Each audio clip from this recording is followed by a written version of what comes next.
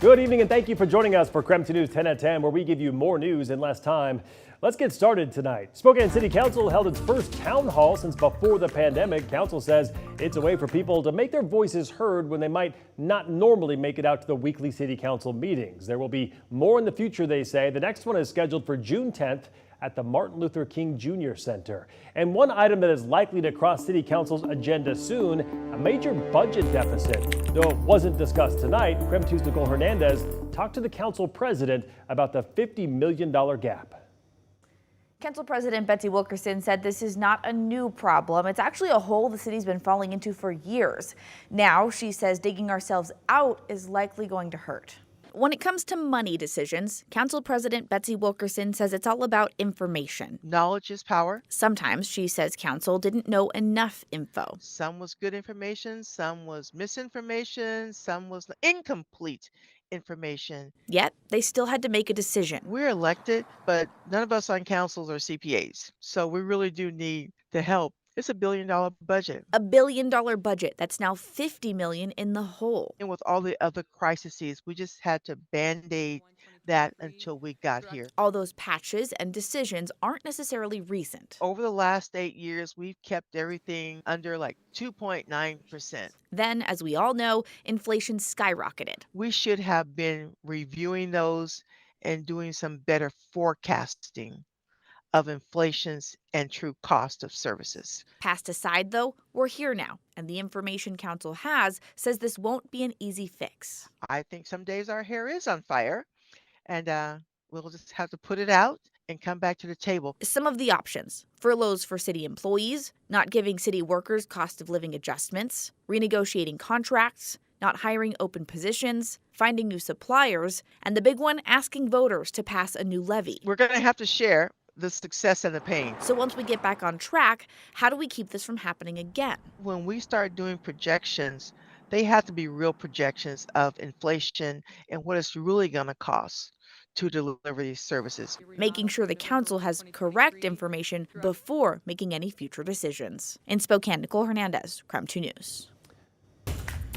New tonight, a Spokane County judge dropped assault charges against a man involved in a deadly shooting in Airway Heights. That incident happened back in early February. We're not showing his court appearance since he's no longer charged. Airway Heights police say Divine Bullard shot and killed a man after a heated argument. One of the men in that argument says that he was scared for his life, so he pepper sprayed Bullard. But Bullard argued he acted in self-defense. He says he only shot several times after he was pepper sprayed.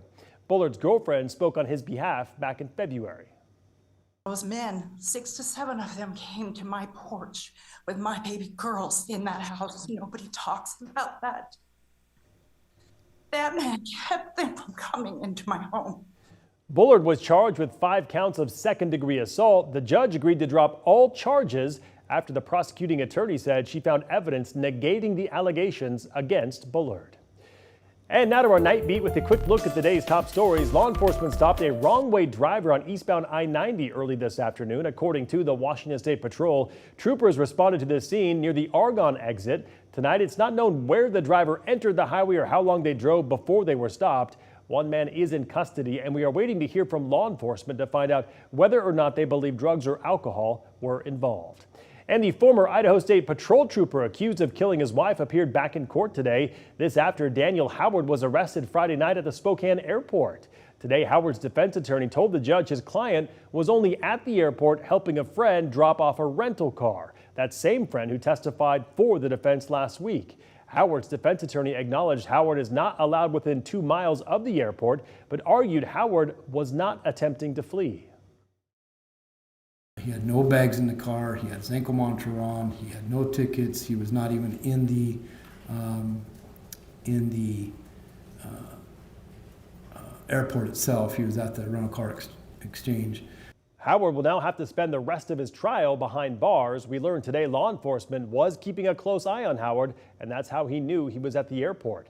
Prosecutors also told the judge that at the time of his arrest, there was a gun in Daniel's car. 2 men appeared in court just hours ago. They're accused of trying to lure 2 young girls who were out walking in Spokane Valley. Today, the prosecutor said that Ramon Matias Simon and Nicholas Esteban Felipe followed 2 young girls for around 15 minutes, asking them to get in their car. Each of them was arrested for one count of luring of a child. Simone was also charged with DUI. Tonight we are waiting for the court to process documents in this case. We'll update you as soon as we learn more. A man arrested by U.S. Marshals on several warrants last week made his first court appearance today. David Cato was arrested in Pend Oreille County almost 2 months after. Prosecutors say he got away from deputies back in January. He faces a whole slew of charges, including burglary, attempting to elude police, and assault on a law enforcement officer. A judge sent Cato's bond at $30,000. And that was your Night Beat. To learn more about any of these stories, just head to our website. That's KREM.com. All right, let's talk weather today. We hit a record high in Spokan with plenty of sunshine and blue skies. Let's get right to Chief Meteorologist Jeremy Legoo. And Jeremy, what was our high temperature today?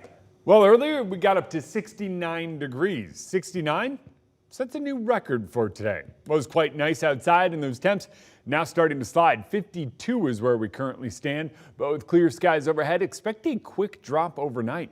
52 still well above those seasonal norms, even for our high temperatures. But what happens is we fall all the way down to near 40, but look what happens in an incredibly short period of time.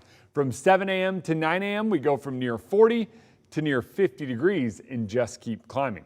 All of that heat sticks around in the days to come, but it does eventually depart. Tomorrow, wake up near 40, but climb to near 70 degrees once again. 65 in Bonners Ferry, 63 in Sandpoint. Those are your cold spots. Everybody else knocking on the door of the 70s. That's a great way to start spring. Wednesday, we'll see clouds increase, wind pick up, and then the chance of showers Thursday before temperatures take a dive heading into the weekend. All right, sounds good, Jeremy. Thank you very much. In other news, Washington Governor Jay Inslee signed several new bills into law today. One of them, House Bill 1589, aims to move the state towards renewable energy. The bill bans natural gas, but only for new customers and specific areas of Washington, not in eastern Washington. He also signed an inclusive learning bill ensuring the stories of LGBTQ+ communities are taught in schools. That law takes effect June 16th. Meantime, in Idaho, a bill that would prevent local governments from creating regulations related to knives is moving forward. That legislation would bar the creation of rules regulating the transportation, possession, sale, transfer, or use of a knife or knife-making components. The bill's sponsor says it's important to protect knives from regulation in the same way guns are protected. The committee passed that bill with no discussion. It now heads to the Senate floor for consideration. And Boeing in the spotlight yet again. After a flight from Washington, D.C. to Portland landed with a crack in its windshield last night. The plane is a Boeing 787-800. Today, the airline and the FAA said it was a, quote, minor crack that happened during the descent. Now to some national news. 3 separate shootings killed 1 and injured 3 others in Jacksonville Beach, Florida this weekend. Body camera footage even shows one of the suspected shooters, a 16-year-old, running and pointing a gun. Take a look. Well, this comes as Miami Beach officials try to crack down on spring break mayhem with a curfew. In Fort Lauderdale, though, it is a different story with fewer restrictions. Videos of fight clubs and sand wrestling matches have popped up all over social media. Meantime, authorities in Tennessee released new video in connection to a case of a college student who has been missing for 10 days now. The video showing a brief exchange between Riley Strain and an officer the night of March 8th. Video from earlier shows the 22-year-old stumbling and falling after friends say he was kicked out of a bar. Authorities did find his debit card on the embankment of the Cumberland River, and tonight teams are searching that river for any sign of the missing student. And that was your KREM 2 News 10 at 10, where you get more news in less time.